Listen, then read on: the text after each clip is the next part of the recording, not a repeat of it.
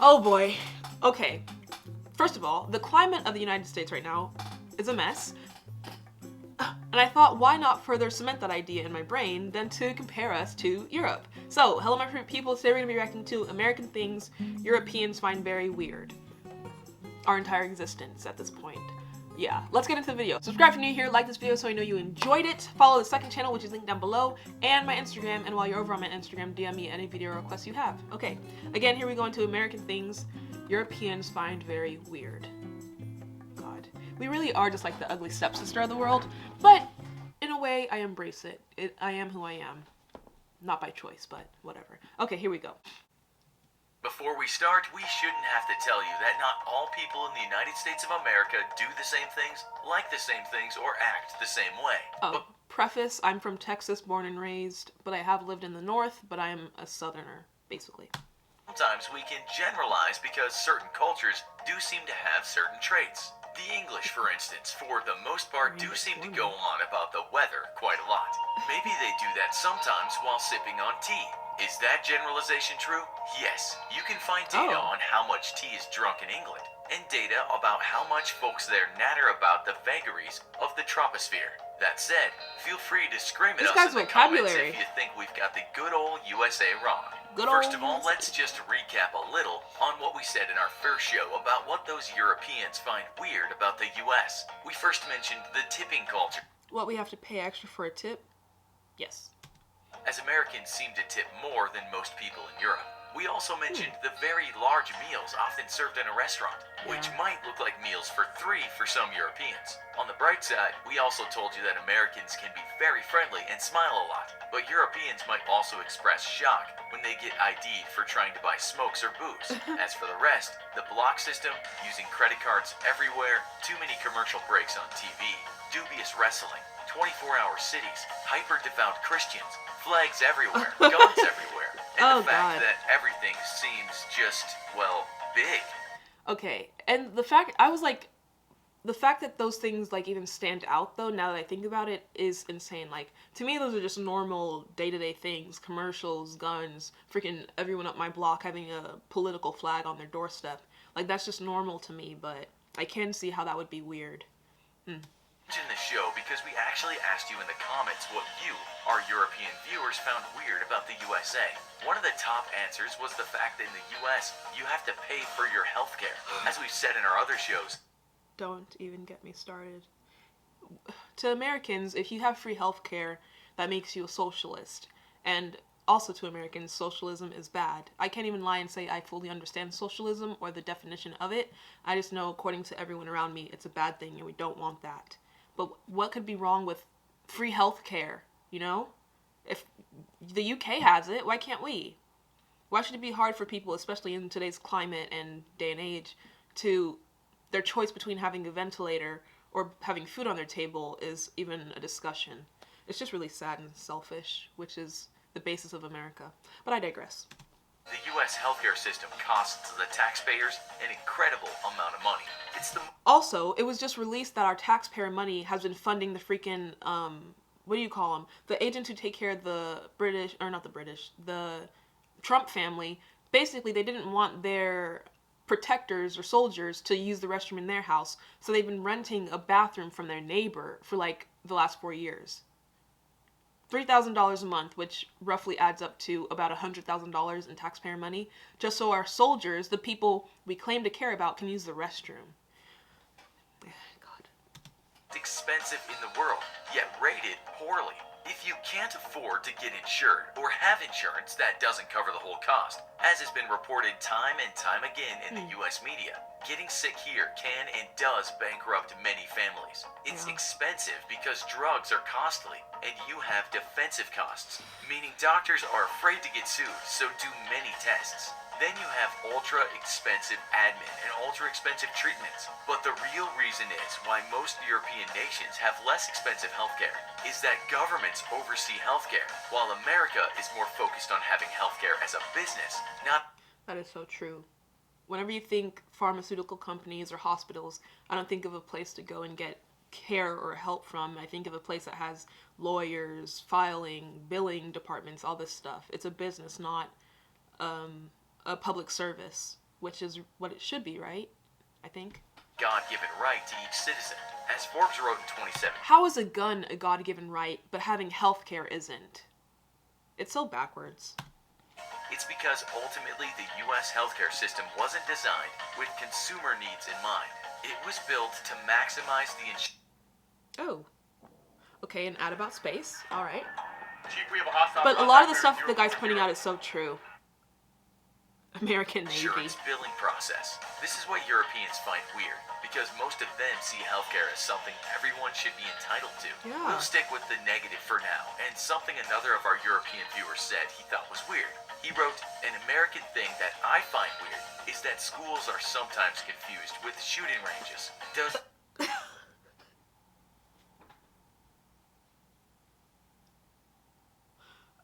Oh my god. That was kind of harsh.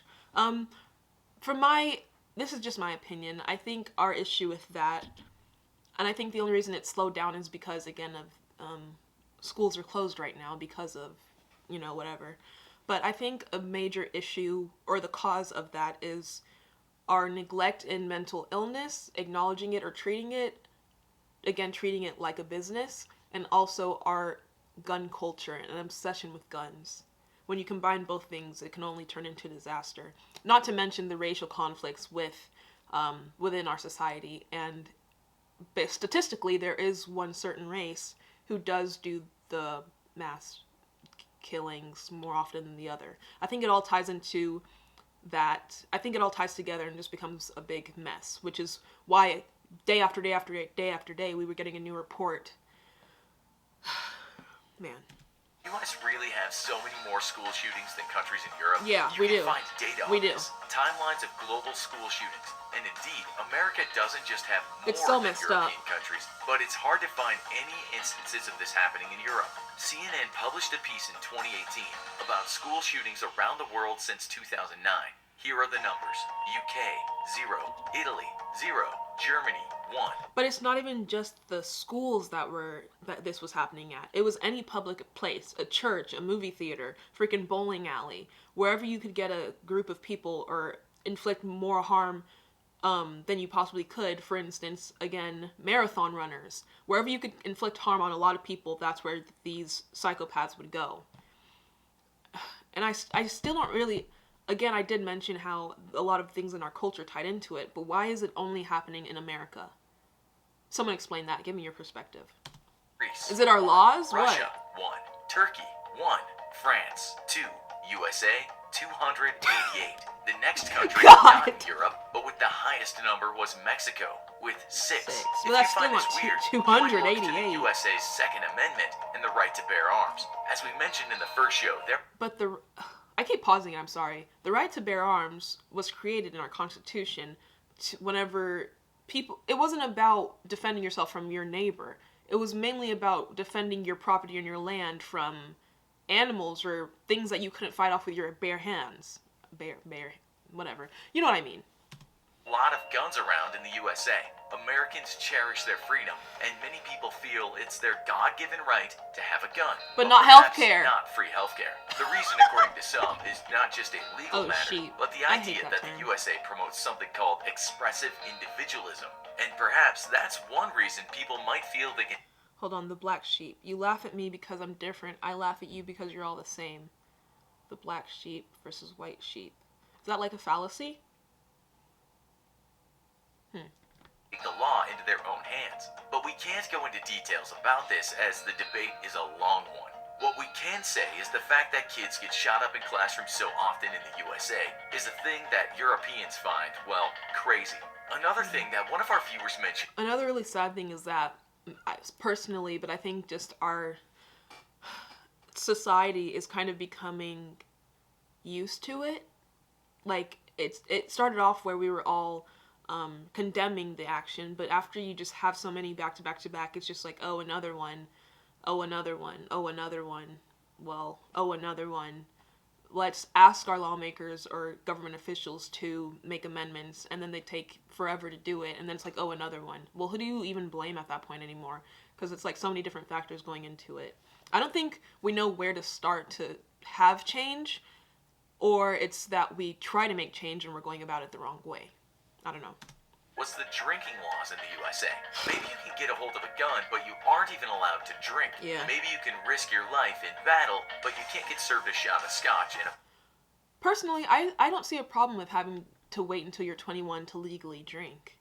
I mean, you can buy cigarettes at 18, you can buy condoms, I believe, at 18, but 21 years old doesn't seem like an issue to me. Like, I don't know.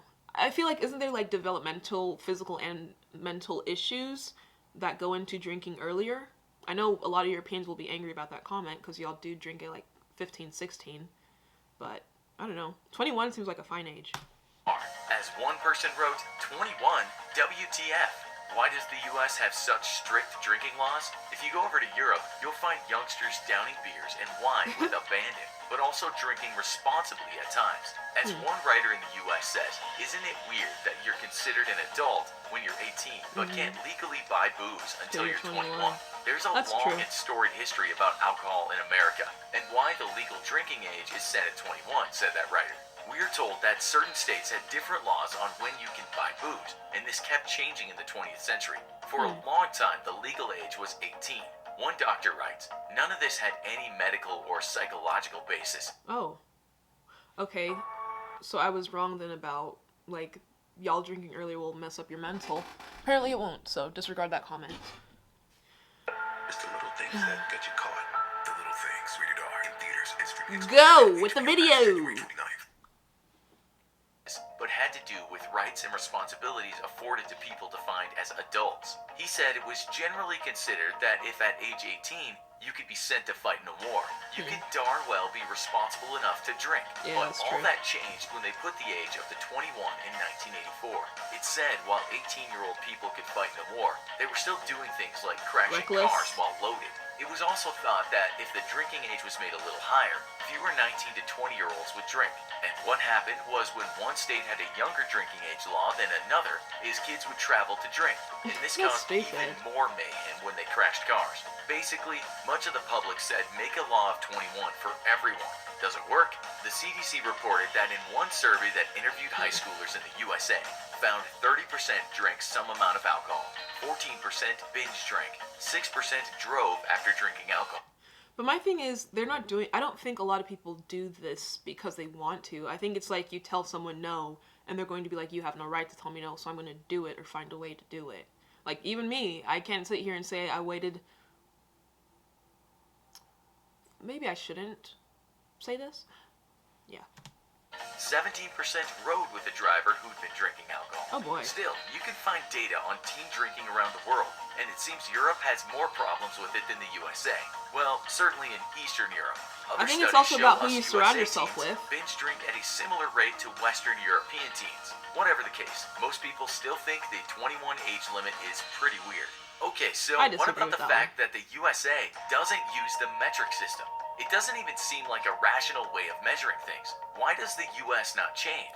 We found a good answer in Time magazine that wrote a piece called Why Won't America Go Metric? Time writes, First of all, it's too late. If you wanted me to go metric, you should have started me going metric in kindergarten. I'm 22 years old. I know about feet, inches, and whatever, miles. If you want me to go into kilometers or whatever else y'all use, I don't know, whatever else. But how do you want me to completely relearn everything? I feel like it's too late.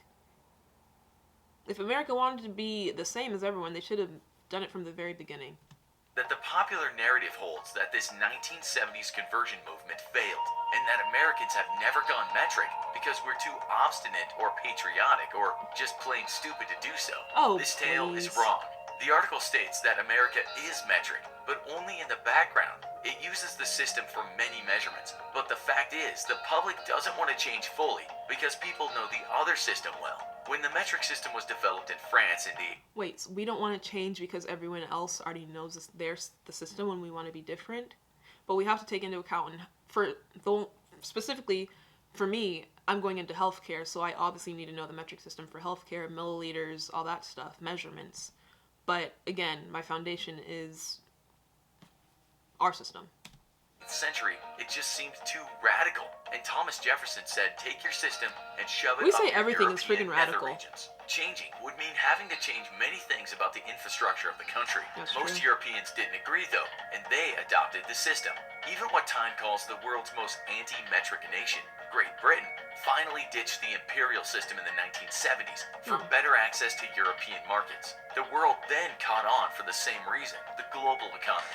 Time proudly exclaims that the USA learned both systems, that ours is a dual measurement country is part of our great diversity, the article concludes. Okay, so what Diversity, about my this ass. Fahrenheit thing? Surely Celsius just makes more sense. As one source writes, Celsius is a reasonable scale that assigns freezing and boiling points of water with round numbers, 0 and 100. Then you have Fahrenheit with 32 to 212. Zero. That makes so much more sense to use Celsius. But now whenever I see Celsius and I'm like, I don't know, Alexa, what's 50 degrees Fahrenheit in Celsius? 50 degrees Fahrenheit is 10 degrees Celsius. See, it makes it sound so much colder. I like Fahrenheit. Very But the few freezing and countries use boiling this makes measurement, sense. although some older folks might still use it in places like the UK and Canada. If you read the news now, though, it's mostly Celsius. So why?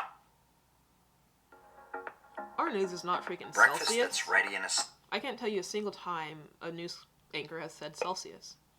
Why does the USA stay with Fahrenheit? It's a long story, but most countries saw the metric system and Celsius as simple and useful. That's when most countries flipped. But the British and its colonies and former colonies held on for a long time, as you know. The systems were not only intuitive, but it seemed only right to have the same global system, as that would make cooperation much easier.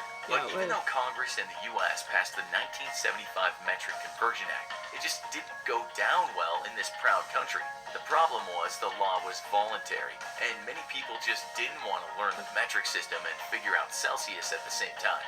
Fahrenheit stuck, even though there are many critics in the USA that say it's time to change. Critics on the other side say the Fahrenheit scale is better because a 1 degree change is what a person naturally feels.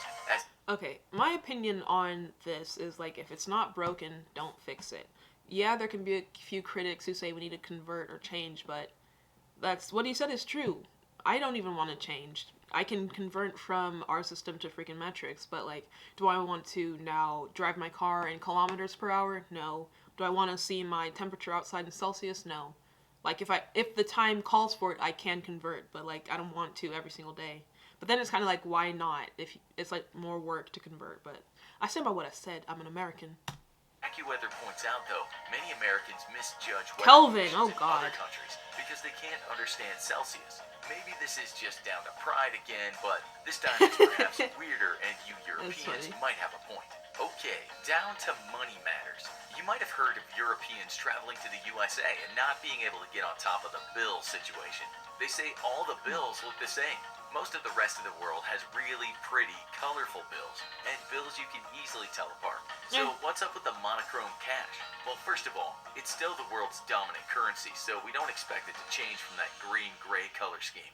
The origin The world's most dominant currency is the US dollar. Interesting. But also, I don't know, I've been to Mexico, I've been to the UK, I've been to Belgium, and seeing freaking stuff like dollars and coins and like, I know in the UK y'all have your queen with like pink stripes and stuff on your dollar. I'm kind of just like, why put all that extra stuff? Like, currency, money is always just moving and changing, so why make it so fancy and complicated? Just throw the amount, put a picture on there if you want to, and let it be done. You don't need some disco light, what do you even call it, vinyl on your dollar. green Or a boils coin. down to a patent I don't like of that either. ink and the American Banknote Company being formed in 1858. This green ink printing method was hard, virtually impossible to counterfeit, and it stuck. It's also said that green symbolized stability and growth, and that's a good thing for money. Greenbacks have become iconic, so we doubt Whatever. fancy bills will be coming anytime soon. But then again, we did put the blue stripe on our $100 bills now. So I guess we are adapting. Our pride is not that strong, apparently.